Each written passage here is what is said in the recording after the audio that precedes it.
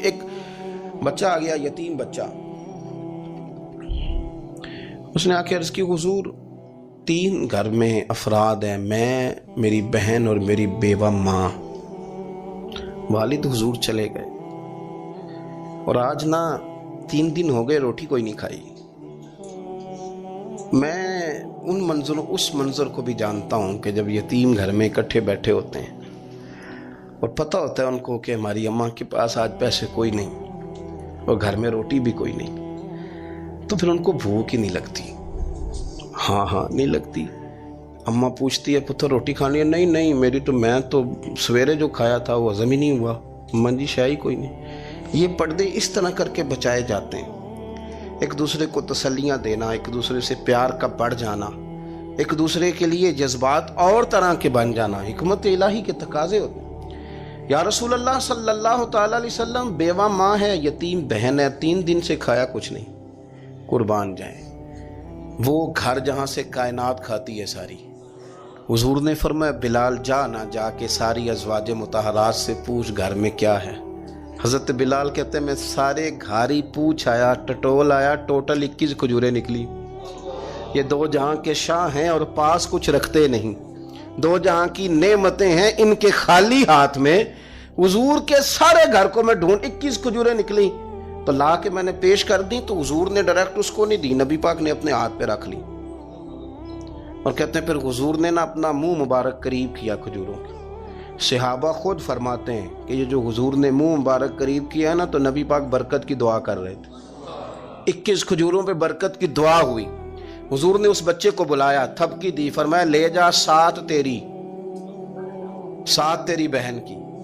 انہیں معمولی نہ سمجھنا ہو تو حضرت بلال کہتے ہیں حضور 3 بھی دے دینا کبھی تو 30 سال ختم ہی نہیں ہوتی، 30 سال گزر جاتے ہیں، نکالتے رہو کھاتے رہو، ختم ہی نہیں ہوتی۔ حضور نے فرمایا 7 تیری بہن کی، 7 تیری والدہ کی، اور 7 حضور نے اور بھی تلقین فرمائی، فرمایا ایک سویرے کھایا کرنا، ایک شام کو کھایا کرنا، یہ لے جا۔ حضرت سیدنا بلال حبشی کہتے ہیں رضی اللہ تعالیٰ عنہ کہ بچہ لے کے جب باہر نکلا تو حضرت سیدنا معاذ ابن جبل دوڑ کے گئے اور جا کے بچے کے سر پہ شفقت سے ہاتھ پھیرا، کا فکر نہ کرنا، رب کریم تجھے بہترین سرپرست عطا کرے گا، پتر پریشان نہ ہونا، اللہ تیری مدد کرے گا، صرف حوصلہ دیا، سر پہ دست شفقت پھیرا۔ بچہ چلا گیا تو حضور نے فرمایا معاذ ادھر آؤ نا ذرا۔ یا رسول اللہ حکم ہو۔ فرمایا کس چیز نے تمہیں اٹھایا بچے کے سر پہ ہاتھ رکھنے کے لیے؟ کس نے تمہیں کہا؟ کس چیز نے تمہیں اٹھایا جو تم بچے تک پہنچ گئے؟ عرض کی یا رسول اللہ وہ جو میرے دل میں اللہ نے یتیم کے لیے رحمت رکھی ہے نا، اس نے مجھے اٹھایا تھا، اور میں نے جا کے اس کے سر پہ دست شفقت پھیرا تو حضور فرمانے لگے سن پھر، جو کسی یتیم کے سر پہ خالی ہاتھ بھی پھیر دے، جتنے بال اس کے ہاتھ کے نیچے آئیں گے نا، رب اتنی خطائیں معاف کرے گا، اتنی نیکیاں دے گا، اتنے درجے اس کے بلند کر دے گا۔ خالی دست شفقت ہی پھیر دے، دینا دلانا تو بعد کی بات ہے، اس کا خیال رکھنا تو۔ یہ جو ہمارے مدارس ہیں نا، ان میں اکثر بچے غریب ہوتے ہیں، لیکن کچھ بچے تگڑے گھروں کے بھی ہوتے ہیں، مالدار گھروں کے بھی ہوتے ہیں۔ اس میں اگر کوئی ایسا بچہ آ بھی جاتا ہے نا جو یتیم ہے، کمزور ہے، تو وہ اپنے آپ کو محسوس نہیں کرتا کمزور، کیونکہ وہ یہ نہیں سمجھتا کہ میں یتیم خانے میں آیا ہوں۔ اس کے ذہن میں مائنڈ سیٹ یہ ہوتا ہے کہ میں مدرسے میں آیا ہوں اور میں پڑھنے کے لیے آیا ہوں، اور چونکہ وہ کچھ وزادار بچے، مالدار بچوں کے ساتھ وقت گزارتا ہے، اسی دسترخوان پہ بیٹھ کے کھاتا ہے، اسی کلاس میں سب کے ساتھ بیٹھ کے پڑھتا ہے، تو اس کی عزت نفس مجروح ہونے کی بجائے طاقت پکڑتی۔ وہ برابری کی سطح پہ جب آتا ہے تو اسے محسوس ہوتا ہے کہ مجھے عزت دی جا رہی۔ اس لیے مدارس اسلامیہ میری نظر سب سے مضبوط جگہ ہیں جہاں مساکین کی، یتیموں کی، غریبوں کی صحیح معنوں میں کفالت بھی ہوتی ہے، تعلیم بھی ہوتی ہے، عزت بھی ہوتی ہے، تربیت بھی ہوتی ہے۔ میرے رسول کریم علیہ السلام بڑے انہماک کے ساتھ، بڑے توجہ کے ساتھ۔ اچھا ایک کام اور ہوتا ہے ہمارے ہاں، وہ کیا ہے؟ اگر کوئی یتیم مال چھوڑ گیا نا اس کا باپ، تو پھر تو بارے نہیں آ رہے ہیں اس کے، پھر تو اللہ خیر کرے کہ بہت سارے مل جائیں گے کفالت کرنے والے، بہت سارے ملیں گے دھیان رکھنے والے، بڑے سارے ملیں گے توجہ دینے والے۔ قرآن مجید نے فرما دیا ہے کہ جو یتیم کا مال کھاتا ہے وہ سمجھ لے کہ میں مال نہیں کھا رہا، میں آگ کھا رہا ہوں۔ आग खा रहा हूं, आग। सूरह निसा देखिए। हमारे यहाँ अगर तो वो माल छोड़ गया है तो फिर तो बहुत सारे रिश्तेदार मुस्तकिल उसके मोहल्ले में मकान लेने को तैयार हो जाते हैं, इल्ला माशाअल्लाह। फिर तो बड़े सारे ऐसे भी रिश्तेदार बन जाते हैं जिनको वालिद की मौजूदगी में कभी जियारत का मौका भी नहीं मिला था। ये माल जो यतीम का है इसकी तो ज्यादा हिफाजत करनी थी। हम कई दफा मसला बताते हैं, लोग फतवाबाजी शुरू कर देते हैं। मुझे बुलाया गया कि एक साहब का इंतकाल हो गया तो उनका ख़त्म शरीफ है, तो बच्चे उनके नाबालिग हैं। तो मैंने कहा कि आप इस तरह करें, उनके माल में से ज़्यादा पैसे ना सर्फ करें। नहीं जी नहीं, बड़े पैसे कमाए हैं जी उसने, सारी ज़िंदगी बाहर निकाली है तो लाखों करोड़ों कमाए हैं, तो छोटा गोश्त पकाएंगे, बकरे का गोश्त पकाएंगे और हम उनका ख़त्म शरीफ दिलाएंगे। तो मैंने कहा साहब आप रिश्तेदार हैं, उनके बच्चों के माल की हिफाजत करें। ख़त्म शरीफ तो उसमें गोश्त ज्यादा होना जरूरी नहीं, उसमें तो दर्द से दुआ करना जरूरी है, उसमें तो तिलावत कुरान पाक के साले सवाब में जरूरी है, जिक्र अज़कार जरूरी है। लेकिन क्या किया जाता है कि बेदरेग माल उनका अगर हो तो, एक हदीस पाक है बुखारी मुस्लिम में, बड़े गौर से सुनिएगा और इसके अंदर जितने पहलू हैं उन पर पूरी तवज्जो दीजिएगा कि कहीं हम इधर आ तो नहीं गए। रसूल पाक सल्लल्लाहु अलैहि वसल्लम ना हमारे लिए सबसे बड़े हकीम है, सबसे ज्यादा हिकमत हुजूर ने हमें बतलाई है कि इस रास्ते चलोगे तो बचोगे, इस रास्ते जाओगे तो हलाक हो जाओगे। नबी करीम अलैहिस्सलाम ने फरमाया, बुखारी मुस्लिम में फरमाया, 7 हलाक करने वाली चीजों से बचना, अगर इनमें तुम चले गए तो हलाक हो जाओगे। 7 चीजें हैं जो तुम्हें हलाक कर दें, बर्बाद हो जाओगे, तबाह हो जाओगे, हलाकत का सफर है ये। 7 चीजों से बचो या रसूल अल्लाह सल्लल्लाहु अलैहि वसल्लम, वो कौन कौन सी? तो हुजूर ने फरमाया, अल्लाह के साथ शरीक ना करना, हलाक हो जाओगे। दूसरा नबी पाक सल्लल्लाहु अलैहि वसल्लम ने फरमाया, जादू ना करना, हलाक हो जाओगे, हलाक। और यार जिसे हुजूर फरमा रहे हैं हलाक हो जाए वो बचेगा। नबी पाक सल्लल्लाहु अलैहि वसल्लम ने तीसरे नंबर पर फरमाया, जिस शख्स के कत्ल करने को अल्लाह ने हराम करार दिया है उसे कत्ल ना करना, हलाक हो जाओगे। चौथे नंबर पर रसूल पाक अलैहिस्सलाम ने फरमाया, सूद ना कभी भी खाना, हलाक हो जाओगे, हलाक। बड़ी बड़ी दलीलें दी बैंक वालों ने, बड़ा समझाया तो आदि साहब मान गए, मोहतरम मान गए, कहने लगे नहीं जी नहीं वो कारोबार में लगाते हैं। बड़े भोले भाले हैं हम, पता सारा है।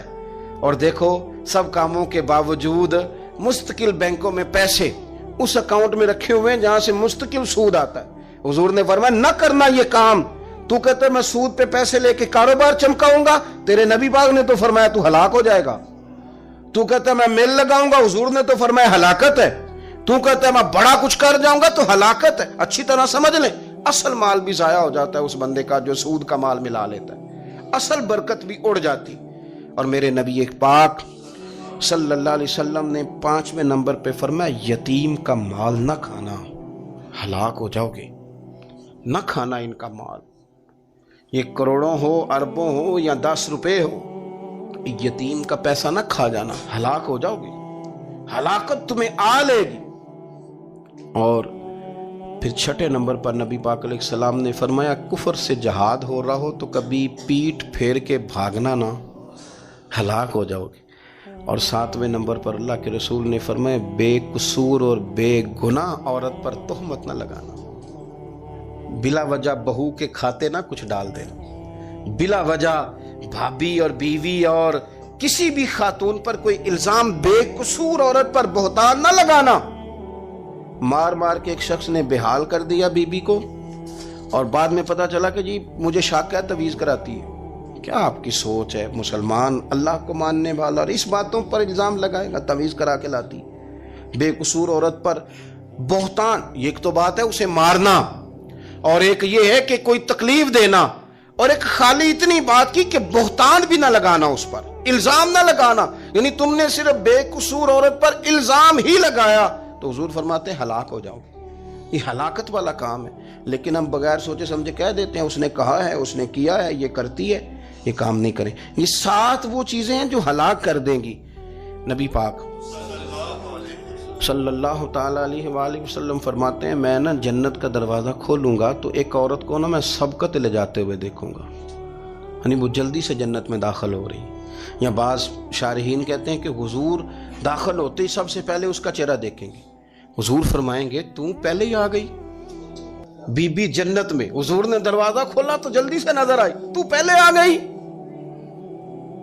सब ने लिखा है कि इस औरत की शान ये है कि सबसे पहले जन्नत में गई। मैंने हदीस पढ़ी तो मैंने नीचे हाशिए में लिखा, मैंने कहा मेरा ख्याल ये है कि इसकी ज्यादा शान ये है कि जन्नत में इसकी सबसे पहली मुलाकात मदीने वाले महबूब से हो गई। ये देखो कितनी बड़ी शान। हुजूर फरमाने लगे तू कैसे पहले ही आ गई, कौन है तू? तो वो कहने लगी हुजूर मैं बेवा हूं, मेरे बच्चे यतीम थे, मैंने उनकी खातर ना बैठी रही, मैंने निकाह नहीं किया, मैंने उन यतीमों की परवरिश की, बेवा बन के जिंदगी गुजार दी, उन यतीमों के लिए बैठी रही। इसको जायज है, ये कर सकती थी, लेकिन इसने सोचा कि मैं इनकी निगहबानी यतीमों के लिए बैठी रही। आज शान ये है कि मदीने वाले के लिए जब दरवाजा खुला है तो इस बीबी को भी रब करीम ने फौरन ही जन्नत अता फरमा दी। ये सबसे पहले गई। मैंने देखी हैं ऐसी औरतें 23 साल में बेवा हुई पर उम्र बच्चों के नाम कर दी। उसे पता था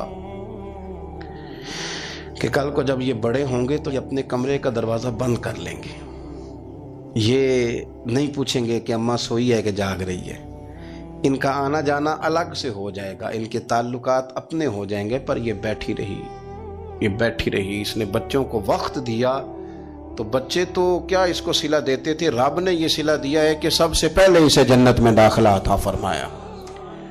अबू दाऊद शरीफ में मुस्नद इमाम अहमद बिन हंबल में हदीस है, नबी पाक सल्लल्लाहु अलैहि वसल्लम के चचा ज़ाद थे हज़रत जाफ़र तैयार, मौला अली शेर खुदा के भाई थे, जंग मौता में शहीद हो गए।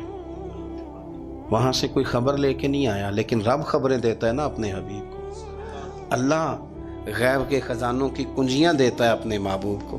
नबी करीम सल्लल्लाहु ताला अलैहि वसल्लम ना उनके घर गए, उनकी ज़ौजा का नाम अस्मा बिनते उमैस था। हुजूर ने फरमाया अस्मा मेरे भतीजों को मेरे पास लाओ, मोहम्मद बिन जाफ़र और अब्दुल्ला बिन जाफ़र रदी अल्लाह ताला अन्हु। बच्चे करीब आए, हुजूर को पता है इनके वालिद शहीद हो गए। नबी पाक ने अपनी नाक मुबारक उनके रुखसारों पे रखे, फिर हुजूर ने उनका माथा चूमा, फिर नबी पाक सल्लल्लाहु अलैहि वसल्लम ने सीने से लगाया, फरमाया हजाम को बुलाओ ना ज़रा, इनके बाल तराशे कितनी बड़े हो गए, हजामत होने वाली। हुजूर प्यार कर रहे थे, आंखों में आंसू थे, तो जनाब अस्मा करीब आई, कहने लगे हुजूर मेरे शौहर की कोई खबर आ गई है? तो नबी पाक सल्लल्लाहु ताला अलैहि वसल्लम ने गर्दन मुबारक उठाई तो आंखों में आंसू थे। फरमाया रब ने मेरे भाई को शहादत का दर्जा अता किया। फरमाया कोई आहो बका ना करना मेरे भाई पर, अल्लाह ने उसे शहादत का दर्जा दिया है। हज़रत जाफ़र तैयार के घर वालों के लिए हुजूर ने सहाबा को हुक्म दिया कि ये गम में हैं, इनके लिए खाने पका के लाओ। फिर नबी पाक उन बच्चों से प्यार करने लगे, फरमाने लगे ये जो है ना मोहम्मद बिन जाफ़र ये अपने दादा जनाब अबू तालब से मिलता जुलता है, और ये जो अब्दुल्ला बिन जाफ़र है ये तो सारा मेरे साथ मिलता जुलता है। नबी पाक सल्लल्लाहु अलैहि वसल्लम प्यार करते, बातें करते। हज़रत अस्मा रोने लगी। ये अबू दाऊद शरीफ में मुस्नद इमाम अहमद बिन हंबल में चमकते जुमले। अर्ज़ करने लगी हुजूर मेरे बच्चों का क्या बनेगा, कौन किफ़ालत करेगा? कुर्बान जाएं रसूल पाक सल्लल्लाहु अलैहि वसल्लम के क्या जुमले, यतीमों के लिए हुजूर का नवाजने का क्या अंदाज है। फरमाया आसमा तू फिक्र न कर, अना वलीयुहुम फिद दुनिया वल आखिरा। फरमाया मैं दुनिया में भी इनका वारिस बनूंगा, कयामत के दिन भी इनका वारिस बनूंगा। तू सिर्फ दुनिया की बात करती है कि निजाम मईशत का कैसे चलेगा, और मेरा वादा यह है कि दुनिया में भी इनकी सरपरस्ती करूंगा, आखिरत में भी सरपरस्ती करूंगा, आखिरत में भी मैं इनका ख्याल रखूंगा। आप गौर तो फरमाएं, तवज्जो तो करें कि इस कदर ज्यादा हुजूर का इन्हिमाक इस तबके के साथ हमें अपने दाएं बाएं अजीज़ों में, रिश्तेदारों में, दोस्तों में, इलाका में, पड़ोसियों में, मोहल्लेदारों में देखना चाहिए। ये बच्चे बेचारे मैंने देखा है, इनके बिगड़ने में असल बात ये होती है कि कोई मुखलिस होकर सरपरस्त नहीं बनता। आगे बढ़ें, अपनी अपनी खिदमात पेश करें, और जिस तरह हमारा बच्चा बिगड़ जाए तो हम उसके लिए पूरी कोशिश करते हैं, जद्दोजहद करते हैं, हालात वाक़यात पस मंज़र पेश मंज़र का जायज़ा लेते हैं, कौन से असबाब इख्तियार किए जाएं तो ये ठीक हो सकता है। वो सारी चीज़ें इनके लिए भी हमें इख्तियार करनी चाहिए।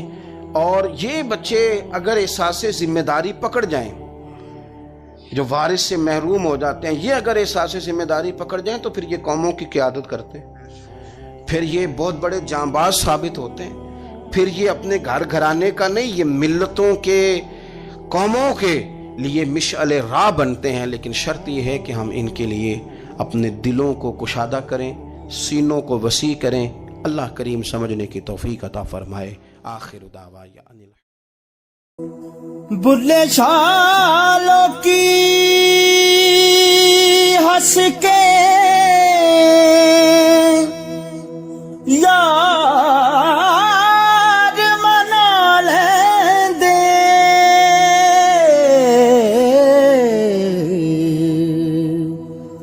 تے ساڈا رونا بھی نہ منظور ہویا، منظور ہویا۔